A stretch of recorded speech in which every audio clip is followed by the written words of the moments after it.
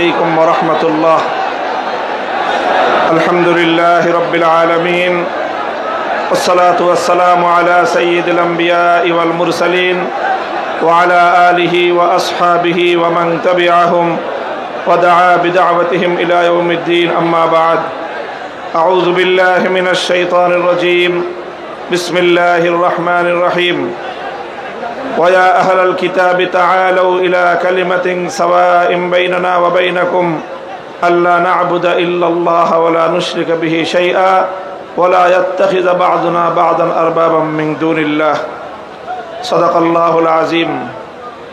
ইসলামী আন্দোলন বাংলাদেশের উদ্যোগে আয়োজিত চরমনাই দরবারে অনুষ্ঠিত আজকের এই ঐতিহাসিক ওলামা মাশায়েখ সম্মেলনে উপস্থিত ইসলামী আন্দোলন বাংলাদেশের মোহতারাম আমির পীর সাহেব চরমনাই সৈয়দ রেজাউল করিম হাফিজাহুল্লাহ, অন্যান্য শীর্ষ ওলামায়ে কেরাম এবং সমবেত ওলামা মাশায়েখ, আমার প্রাণপ্রিয় ধর্মপ্রাণ মুসলমান ভাই ও বন্ধুগণ, সংক্ষিপ্ত পরিসরে কয়েকটি কথা। আজকের বাংলাদেশের বিশেষত জাতীয় রাজনৈতিক প্রেক্ষাপটে ওলামায়ে কেরামের সামনে এক ঐতিহাসিক সুযোগ এসেছে এবং সুযোগ আসার কারণে তাদের কাঁধে ঐতিহাসিক জিম্মাদারি এবং দায়িত্ব বর্তেছে। আমরা যদি আজকের এই প্রেক্ষাপটে আমাদের দায়িত্ব পালনে ব্যর্থ হই, ইতিহাস আমাদেরকে ক্ষমা করবে না। এই জন্য যাদের কাঁধে দায়িত্বের বোঝা, আমরা শুধুমাত্র এক একজন ব্যক্তি নই। যেমন ইতিপূর্বে অনেক ভাই বলেছেন, হযরত শাইখুল হাদিস আল্লামা আজিজুল হক রহমতুল্লাহ আলাইহির দায়িত্বের জোয়াল এখন আমার কাঁধে। হযরত পীর সাহেব মরহুম সৈয়দ ফজলুল করিম রহমতুল্লাহ আলাইহির দায়িত্বের বোঝা আমাদের বর্তমান হযরত পীর সাহেবের উপর। মুফতি ফজলুল হক আমিনী রহমতুল্লাহ আলাইহি সহ আকাবিরদের দায়িত্বের বোঝা আমাদের ভাই মাওলানা মুফতি সাখাওয়াত হোসেন রাজির কাঁধে। এমনিভাবে আমরা বর্তমান প্রজন্ম আমাদের পূর্বসূরীদের রেখে যাওয়া একটি সুন্দর প্ল্যাটফর্মের উপর আজকে আমরা দাঁড়িয়ে আল্লাহর দ্বীনের কাজ করার সুযোগ পেয়েছি।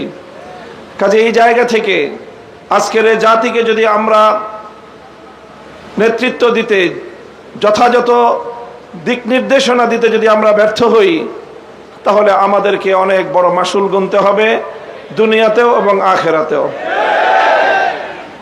আমি আজকের যে জাতীয় চাহিদা, বিশেষ করে সারা বাংলাদেশের সকল ধর্মপ্রাণ শুধু নয়, যারা ধর্মকে ভালোবাসে অন্তত তারাও, ইসলাম প্রেমী সকল মানুষের অভিন্ন চাহিদা হলো ইসলামী নেতৃত্ব তারা ঐক্যবদ্ধভাবে জাতির সামনে অগ্রসর হোক, জাতির সামনে উপস্থিত হোক। আমি আমার দীর্ঘ যে পর্যবেক্ষণ বাংলাদেশের ধর্মীয় এবং রাজনৈতিক অঙ্গন নিয়ে, সেটা আমি দেখি যে বাংলাদেশে আমরা আলহামদুলিল্লাহ ইসলামিক দৃষ্টিকোণ থেকে আমাদের পার্শ্ববর্তী উপমহাদেশের অন্যান্য দেশের তুলনায় আমরা অনেক সহনশীল একটি জায়গায় রয়েছি।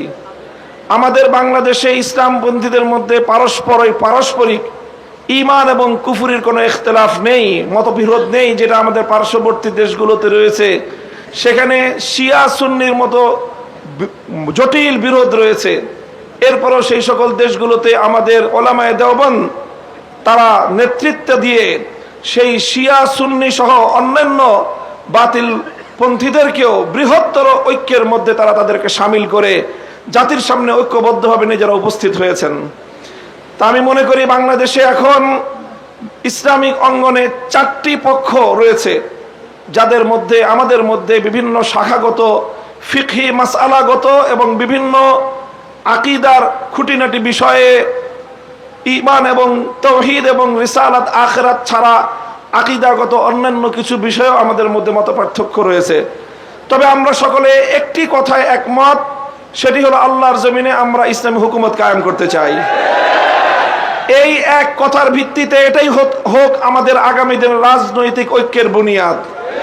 যারা যারা আল্লাহর জমিনে কোরআনী শাসন কায়েম করতে চায়, তারা আমরা আগামী দিনে একটি ব্যালট বাক্স নিয়ে জাতির সামনে আমরা এক মঞ্চে হাজির হব। আমি মনে করি বাংলাদেশে অনেকগুলো ইসলামিক মহল থাকলেও বাংলাদেশে ধর্মীয় এবং ইসলামী সেক্টরের কিয়াদত ওলামায়ে দেওবন্দের হাতে। এটার মধ্যে কোনো ধরনের দ্বিমত অথবা কোনো সংশয়ের কোনো অবকাশ নেই। বাংলাদেশে যদি 4 লক্ষ মসজিদ থাকে, 3.5 লক্ষ মসজিদের ইমামতের এবং মেম্বারের দায়িত্ব উলামায়ে দেওবন্দের হাতে। কাজেই ধর্মীয় সকল অঙ্গনগুলোকে ঐক্যবদ্ধ করার ঐতিহাসিক দায়িত্ব উলামায়ে দেওবন্দের কাঁধে। আর এ কথা অস্বীকার করার কোনো উপায় নেই। দেওবন্দি উলামায়ে কেরামের সাথে সংশ্লিষ্ট যতগুলো রাজনৈতিক সংগঠন রয়েছে, তার মধ্যে সর্ববৃহৎ রাজনৈতিক সংগঠন ইসলামী আন্দোলন বাংলাদেশ। কাজেই সেই জায়গা থেকে ইসলামী আন্দোলন বাংলাদেশের দায়িত্ব সবচেয়ে বেশি। আলহামদুলিল্লাহ, আমি সাক্ষী দিচ্ছি লাখো জনতার এই মজমায় আমরা হযরত পীর সাহেব চরমনায় সৈয়দ রেজাউল করিম সাহেব হাফিজাহুল্লাহর মধ্যে সেই উদারতা এবং সেই আন্তরিকতা আমি প্রত্যক্ষ করেছি, আমি সাক্ষী দিচ্ছি। এজন্য আমরা আশাবাদী আগামী দিনে ইনশাআল্লাহ আমাদের ঐক্য প্রতিষ্ঠিত হবে।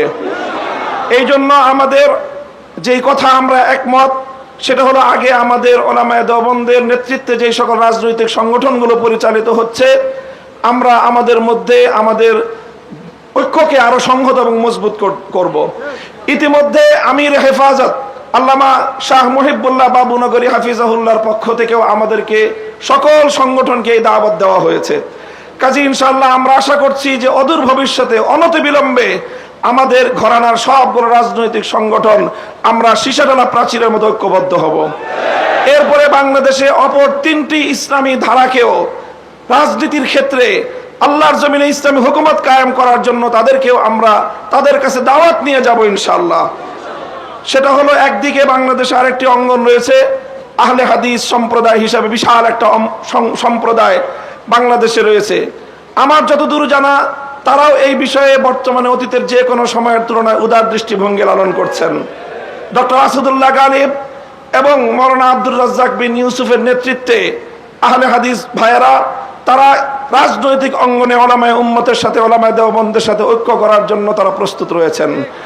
আমাদের আরেকটি অঙ্গন রয়েছে যাদেরকে আমরা সুন্নি বলে জেনে থাকি, সেই সুন্নি ভাইয়েরাও আমি আশা করি এবং আমার কাছে যতটুকু ধারণা, তারাও ঐক্যের জন্য প্রস্তুত রয়েছেন। তৃতীয় যে আরেকটি গ্রুপ রয়েছে জামায়াতে ইসলামী বাংলাদেশ, যারা দীর্ঘদিন ধরে রাজনৈতিক অঙ্গনে আল্লাহর জমিনে আল্লাহর আইন বাস্তবায়ন করার স্লোগান নিয়ে যারা কাজ করছেন, তাদেরকেও আমরা উদাত্ত আহ্বান জানাবো এবং তাদের কাছে আমরা দাওয়াত নিয়ে যাব। এইভাবে উলামায়ে দেওবন্দ যদি ঐক্যবদ্ধ হয়ে আহলে হাদিস, সুন্নি, জামায়াতে ইসলামী সহ ঐক্যবদ্ধ হতে পারে, বাংলাদেশের উম্মতের উলামায়ে কেরামের কাছে জিজ্ঞাসা করা ছাড়া কোন রাজনৈতিক সিদ্ধান্ত গ্রহণ করা যাবে না।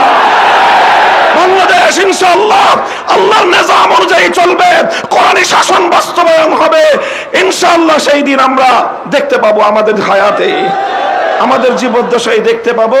আমি আশা করি আগামী নির্বাচন হবে আমাদের জন্য সেই ধরনের বৃহত্তর একটি ঐক্য জাতিকে উপহার দেওয়ার মোক্ষম সময়। আমি আপনাদের সকলের কাছে দোয়া চাই যে এভাবে যেন আমরা আমাদের ভূমিকাগুলো পালন করে যেতে পারি। বাংলাদেশ খেলাফত মজলিসের পক্ষ থেকে আমি আজকের এই ভর মজলিসে এই ধরনের কার্যক্রম পরিচালনায় আমাদের শতভাগ উদারতার এবং আন্তরিকতাপূর্ণ ভূমিকা পালন করার প্রতিশ্রুতি দিয়ে যাচ্ছি ইনশাআল্লাহ। নাসরুম মিনাল্লাহি ওয়া ফাতহুন করিম। আসসালামু আলাইকুম ওয়া রাহমাতুল্লাহ।